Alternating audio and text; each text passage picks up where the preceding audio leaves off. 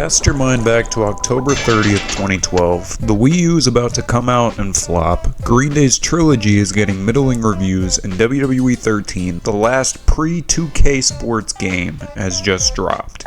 This shit hit like an atom bomb to the gaming community, and everybody was fired up about the main hook of this game, the 90s wrestling boom, coming back for you to relive. As a kid who missed the Attitude Era in real time and relied on VHS tapes and DVDs to catch up, I was stoked. I was a total mark for arenas, and I was guaranteed with this story mode to get a shitload of venues that I had never seen before. So today we're going to take a look back and not only cover the retro venues, but also the modern arenas of WWE 13 and rank them all from worst to best. I cannot wait any longer.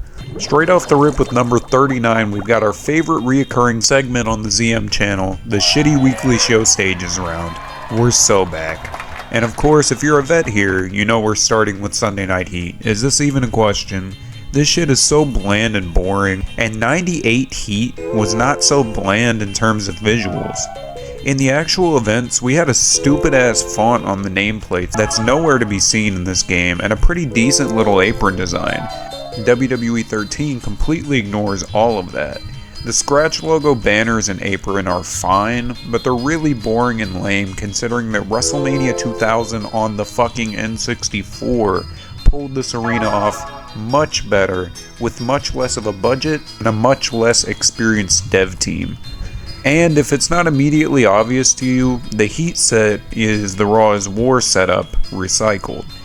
That's definitely accurate to the time, but it doesn't make the arena any less dull to look at. Our runner-up for worst arena is Halftime Heat. Copy and paste all of my critiques about Sunday Night Heat and add the notion that there is absolutely no fans in this arena, which is very accurate to the event. That's cool for a different vibe, I guess, but the arena ended up almost lower than Vanilla Heat because the apron is not only wrong and generic, but the nameplate is completely wrong. The real nameplate from the show was pretty sweet. Like, Ukes didn't even try here. This sucks. Moving on from iterations of Heat, we've got the Raw Super Show. This is the most dog shit era of Raw before the Thunderdome. This shit was so ungodly fucking boring that I became Mr. TNA in 2012. I was watching the Aces and Eights storyline over this garbage. This arena is so sterile and boring to me. I absolutely hate the HD standardized sets precedent that was set a few years before this, and this looks so lame compared to the old Raw stages from when I was a kid. The ring apron is the one I remember from the time, but it has never grown on me, even now. The electronic runner graphic for Raw totally sucks here. From one Raw arena to another, Raw 97 just had some fucking grit to it. Like, this is what wrestling is supposed to look like, to me. It's super bare bones, scaffolding, drapes, and banners. You don't need much more. The new gen logo awnings for the guardrails aren't too bad either, and the ring apron here is a winner. The nameplate is nice, but it's not exactly accurate to the times, being that the year of 1997 for Raw was very transitional and they were constantly changing graphics.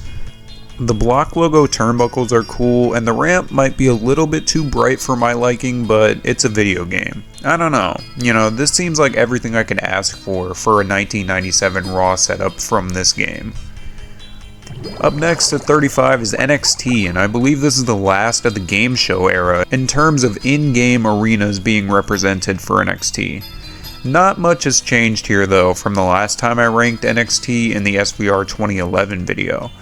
The ring apron and crowd runners are still the highlights of this arena for me. The graphics package is obscured by wrestler-specific trons, and while there's points for accuracy there, and that was a big hang-up for some people, I just preferred the normal graphics packages over this. And it makes my job harder because these HD standardized sets fucking suck. They're all so homogeneous.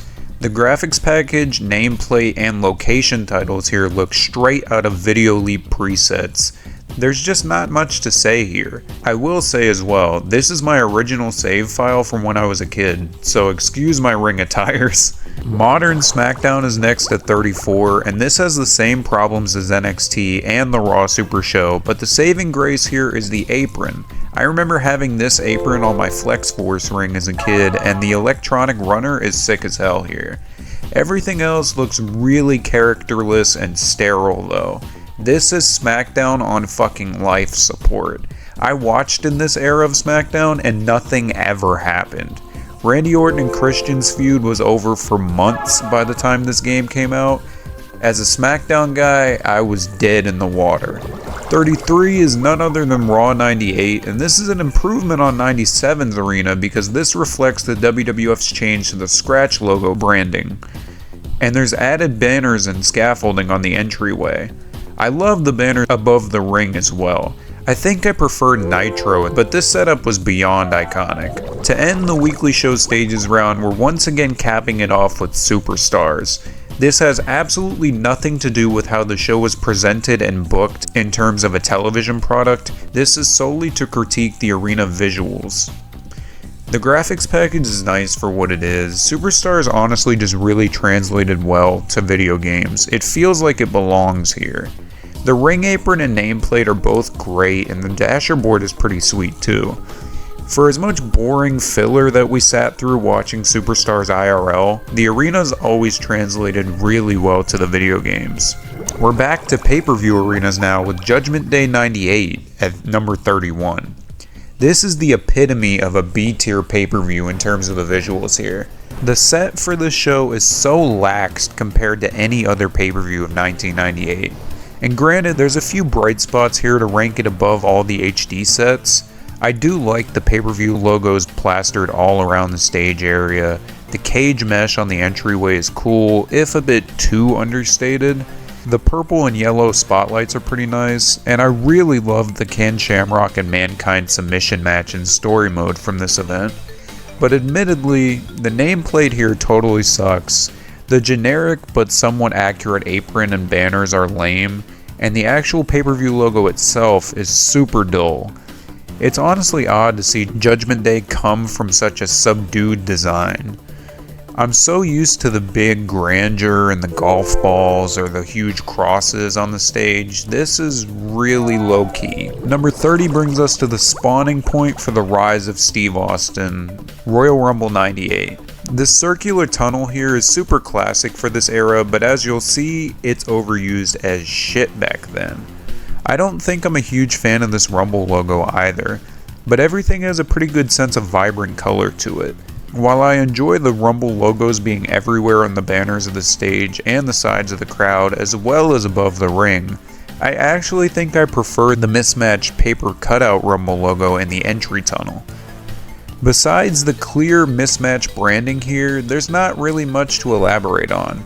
I mean, at least the ring apron was nice though. At number 29, we've got Survivor Series 97 from Montreal. The history lesson isn't needed here. This is an iconic arena. The tunnel here is awesome, but admittedly kind of basic. And I do like the pay-per-view logos off in the distance in the stage area, but it is kind of odd that once again, all the logos are mismatched in color. I really enjoy this apron though, and the beautiful old school banners above the ring are awesome. I just have a really deep nostalgia for this game in general. Royal Rumble 99 makes our 28th entry, and this marks one of the few arenas I had a lot of hype for as a kid. I loved the Mankind and Rock I Quit match to pieces growing up. It was disgustingly brutal, and Tracksuit Rock is still my all-time favorite version of The Rock. But this arena itself still holds up. Granted, the big pay-per-view banner to the left of the stage IRL is gone here, and we're given the generic retro pay-per-view banner setup.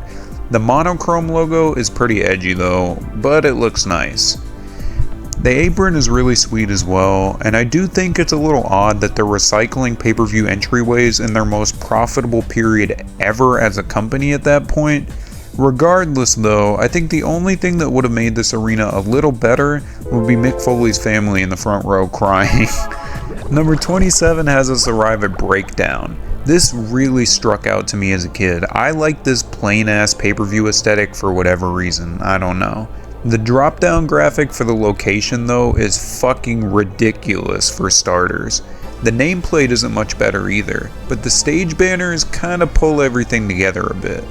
The generic ring aprons and banners drag it down a bit, and I think in retrospect these yellow road sign motifs are a little plain, but it's not entirely unappealing. And on that subject, why is Vince McMahon cosplaying as Dean Ambrose? What was I cooking up in 2012? We're moving on to Bad Blood 97 now, and this is a super underrated early Attitude Era arena. The banner above the stage is pretty sick, the cage mesh behind the entryway rules, the in your house banners on the sides of the stage are pretty sweet little details, and the red new gen variant guardrails are cool as well. And of course, the banners above the ring are pretty sick. The cherry on top of this though, for me, is the nameplate. That kicks so much ass. I actually had the original Shawn Michaels Elite figure from this Bad Blood event as a kid that Mattel has remade like 3 times now. I don't know, I've always just had a sentiment for this pay-per-view arena. Our first modern pay-per-view being Survivor Series isn't exactly starting us off fantastically at 25. This setup is so dull that it looks AI generated. There is no central theme or motifs for these graphics. It's just shapes and the color red. That's it. Granted, it's accurate enough to what actually happened, but I'm not a fan. The nameplate and location drop totally suck. The red ring posts and ring apron don't exactly scream memorable Survivor Series aesthetic to me, but I guess I can commend the unique dasher board here. I don't know. 24 brings us to SummerSlam 97, and this is my all-time favorite SummerSlam tagline, Heart and Soul. The tunnel here is sick, the SummerSlam banners are literally everywhere and super cohesive. It just looks really legendary and prestigious. The nameplate here is the star of the show though. This is how to build the show around the main event with the graphics package alone. The apron here kicks so much ass as well. This is just a super hidden gem for its era of pay-per-view arenas. Number 23 is One Night Only, and this was a staple of my playthroughs as a kid. I don't know why this UK only arena grabbed me so much. It's essentially just a tweaked Raw's War set with much more intricate scaffolding and a bunch of Union Jack flags everywhere.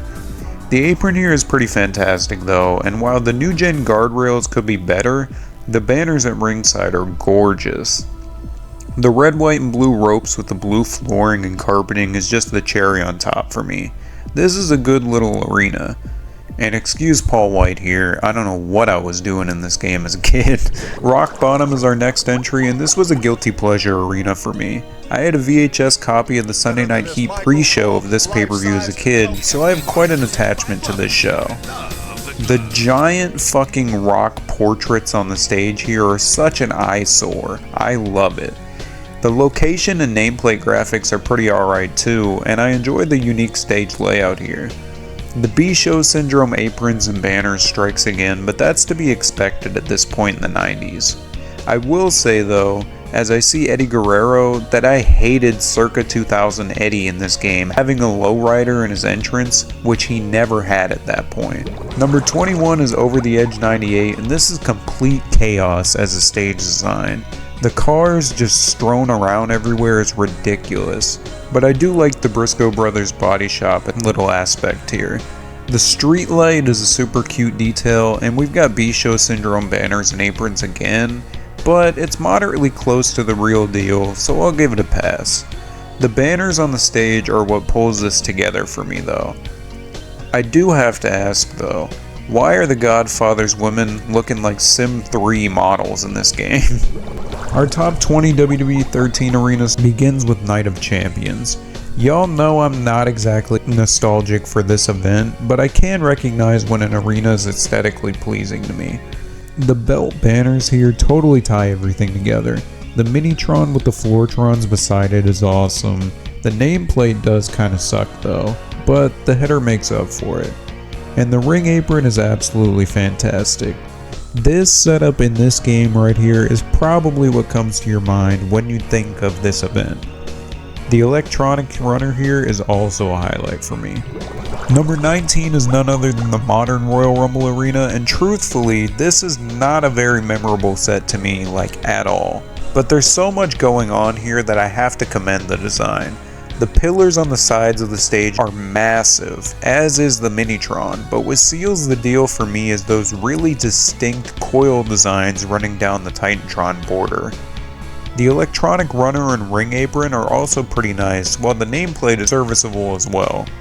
But those coiled pieces on the stage really bring this up a bit higher. That's pretty cool. We're back to the Attitude Era for number 18 with Unforgiven, and this is proof that bigger isn't always better in terms of stages. The small details here are the bigger picture that sets this arena apart from the rest. The location graphic is cool and the nameplate is alright, but that weird decaying moss on the stage layout is so cool to me. It's very different from anything we had ever seen up to that point. B-Show syndrome strikes again here, but it's as accurate as Yuke's would ever be with these arenas. Honestly, the unique scaffolding design mixed with the moss and the pretty cool banners really set this arena apart for me. Now 17 brings us to SummerSlam 98, an event that I'm partial to as seen by the shirt that I wore during the scripting process. Right off the rip, this ain't Madison Square Garden. I don't know why you'd expect MSG from Yuke's at this point. You'd have to steal their social security cards to get unique layouts in these games. But regardless, with these constraints at hand, this ain't too bad for SummerSlam 98. The gate design is awesome, the graphics package is pretty alright, but the apron here as well as the banners are really vibrant and eye-catching.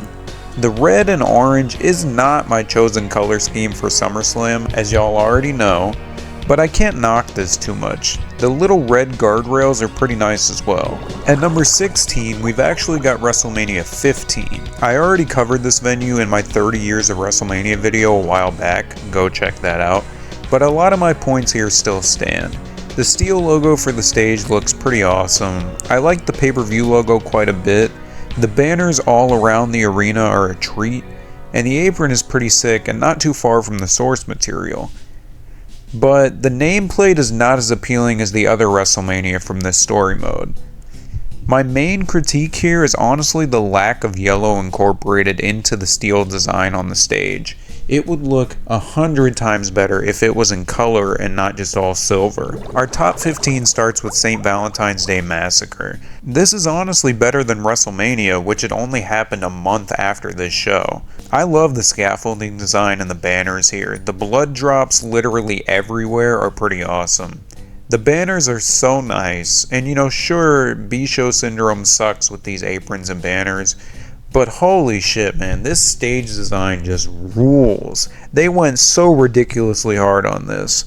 The nameplate is also super simplistic, but quite good. I love this arena. Up next is the legendary catalyst of ultra-violence in the WWF, King of the Ring 98.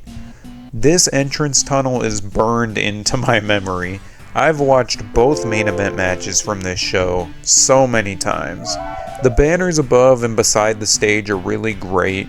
B-Show syndrome for the fucking King of the Ring arena is a bummer, but this is a standout arena regardless. And yes, seeing Jack Swagger in this arena is super cursed. I just don't understand the rationale behind recycling aprons for pay-per-views in what was, at that point, the most profitable period in WWE history. Like, they were making money hand over fist, just make new aprons and banners. We're on to WrestleMania 14 for number 13, and it's time for my trauma dump of how I got this game. I was getting to the age when I got the WWE games for Christmas, and it was a guarantee that I received the brand new WWE game every single year. However, my mom was not about to pre-order anything for me, ever. Then I saw that Mike Tyson was the pre-order bonus, and I flipped shit, and I knew I had to play as Iron Mike Tyson. So I went above my mom's head and convinced my grandma to get me a copy of WWE 13 on the Wii a day after the game launched and a whole month before Christmas. Specifically because I knew that nobody was going to buy the Wii copy and they'd have all the pre-order bonus copies still left over in stock. I was correct. I brought it home, I played it for a day and hid it during school until I came back home, my mom found the disc and tore me a new one. Regardless, this arena rules. It's the same pay-per-view tunnel as Royal Rumble 98, but the location and nameplate graphics are beautiful. The stage side logos are really nice and the banners really pull everything together. The ring skirt is also super nostalgic for me, as well as the DX band setup making a subdued appearance in the side there. Shout out Ken Shamrock as well. I marked out seeing him in this game for the first time in ages. Number 12 brings us back to the modern pay-per-view arenas with vengeance. This weird one-off revival actually isn't too ugly. I feel like nobody remembers that this show actually happened. And the physical V logo on the stage is nice, but it totally looks like they recycled the Survivor Series 09 stage for it. The header here is pretty cool and the apron isn't too bad either. I like the neat little side trons as well. Honestly, this stage layout in general is pretty diverse. Just missing our top 10 at number 11 is Survivor Series 98. The Deadly Games tournament was an awesome concept and a great motif for the arena visuals here. The skull stage is gorgeous and very striking for its time. The banners at the stage and ringside areas are very fantastic, and the nameplate is super 98. Everything here is super cohesive and unique for a time that they weren't pulling out all the stops for any arena but WrestleMania. Our top 10 starts with TLC, and before I commend this arena, I do have to say I despise these horrendous generic graphics for all the retro wrestlers in this game. If they just kept the graphics package of the arenas, these stages would look so much better. But the actual stage design here is pretty good though. I like that they're still hanging the weapons above the arena. The nameplate and drop down graphics are pretty cool. I love the header here quite a bit, and the ring skirt totally ties everything together. I just truthfully am not a huge fan of the general TLC graphics aesthetics. Like, this arena never really hit for me, even in its best iterations. Number 9 drags us to Hell in a Cell, and I really think this Hell in a Cell wall corner piece on the stage is what ties this arena together impeccably. If it wasn't there, this would be much lower. The drop down and nameplates here are pretty nice, and the header here is pretty great. The apron for this arena is a total winner, and the red ring posts and side trons are pretty good details. I will say though, I swallowed a lot of pride praising this arena because I have always hated the concept of a Hell in a Cell pay-per-view where it should be a career-killing match, not an annual event. At number 8 we've got the Elimination Chamber, and I vividly remember somebody in my comments telling me I loved this arena a while ago, and they were right. This color scheme is gorgeous. I really like the nameplate here. It's my favorite in the whole game. The Chambertron is back, and it's sick as hell too. The side Trons here are pretty great, and once again the generic Attitude Tron setting for the retro characters is really bugging me. And the yellow font for the apron is a little disappointing, but I love the in-match graphics package on the stage. All the green in the color scheme here is just a lot to commend. It hurts to have a non-green-esque logo semicircle SummerSlam stage ranked this high in the video, so let's get number 7 over with. This SummerSlam arena is pretty alright. The location and nameplates are alright. The circular orbit around the Titantron is pretty cool, and I enjoy the physical pay-per-view logo on the stage. The side column is pretty nice to me too. The ring apron with the blue ring post is pretty cohesive as well, but honestly, this isn't a patch on what I love about SummerSlam. Like, I like that OG stage so much, I literally created it in this game. Just missing our top 6 is an event that feels like it's on the brink of returning given WWE's recent political affairs: Capital Punishment. For as dumb as this concept was in 2011 on pay-per-view that you had to pay for, and as basic as those Sidetrons were, this arena rules. I love the graphics package here, the header is fantastic, the nameplate doesn't really have any glaring issues, but the ring apron here is beyond impeccable. The red ring post juxtaposed on the blue ropes are great, and I just really can't get over how clean this looks. Our WWE 13 top 5 arena starts with Over the Limit. and until Battleground was conceived, this was always considered the lamest fucking pay-per-view to me. But this arena design is super fun. The location and nameplate graphics are neat as hell, and the car on the side of the stage is pretty cool. The actual stage design with the speedometer and the vibrant colored borders are wonderful as well. Honestly, this is a hidden gem of the arenas in this game. The side panels on the stage also pop pretty nicely. Extreme Rules just misses out on our top 3 here, and there's nothing to sneeze at though. This is one of the best Extreme Rules stages ever. I love the world title match that happened IRL at this show. The big X on the stage is so visually striking. The actual pay-per-view logo cutout is pretty nice as well, and the nameplate is kinda sick here too. The scale here is totally all-encompassing, and the ring apron is also classic but accurate. It just feels a little weird to call something from 2012 a classic to me. It is finally Big 3 time in WWE 13, and Money in the Bank takes the bronze medal. This is yet another arena in the gimmick pay-per-views I don't like category. I think Money in the Bank would be better suited for Wrestlemania, with it being 2 nights after all. The actual stage here is gorgeous though. The ladder scaffolding is so beyond cool, and I love that Awesome Kong made it into this game. The ambulances are a really unique touch, and the Minitron is super nice as well. The briefcase Titantron is so iconic to me. Every time I see it, I think of my Rumblers carrying case that I had when I was a kid. I just love that thing. The ringside area with that fantastic apron and green ring post is sweet as fuck too. I can honestly put my bias aside when I know that this arena is as good as it is. With 2 arenas left in WWE 13, we're going to WrestleMania 28 as our runner-up. If you saw 30 years of WrestleMania, you know my admiration for this arena. For starters, the palm trees everywhere and the beautiful canopy are great. I really like the palm trees incorporated into the stage as well. But I will say that I think this stage is still a bit too flat and rectangular for my liking. I love the side panel Titantrons and the ramp LED runner quite a bit. The apron is super nice and the dasher board is cool as well.